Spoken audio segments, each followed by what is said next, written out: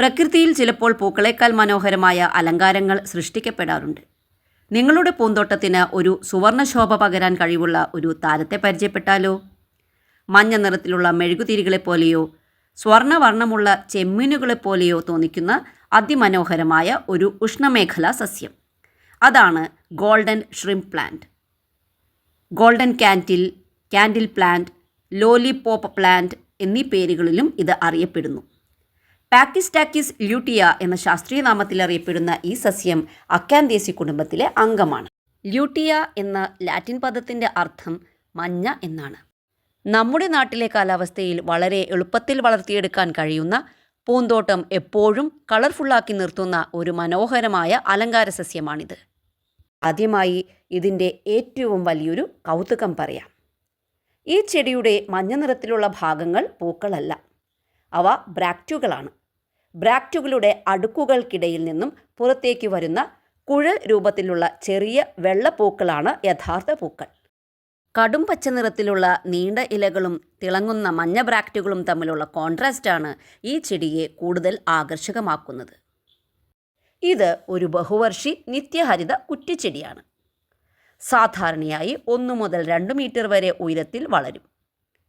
ചൂടുള്ള കാലാവസ്ഥയിൽ വർഷം മുഴുവനും പൂക്കളുണ്ടാകാറുണ്ട്.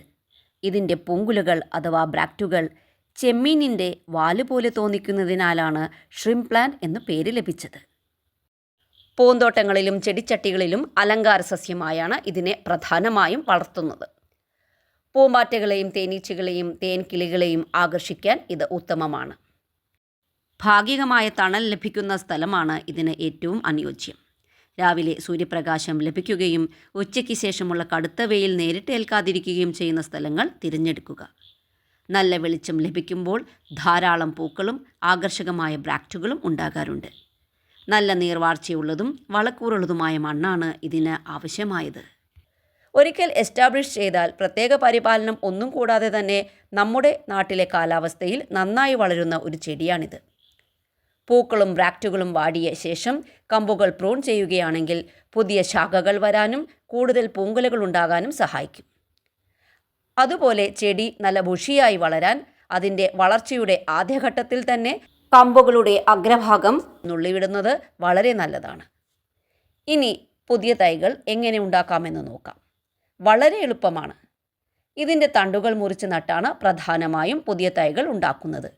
അതുകൂടാതെ വേരുകളിൽ നിന്നും പൊട്ടിവരുന്ന പുതിയ തൈകൾ വേർതിരിച്ച് നട്ടും നമുക്കിത് വളർത്തിയെടുക്കാം.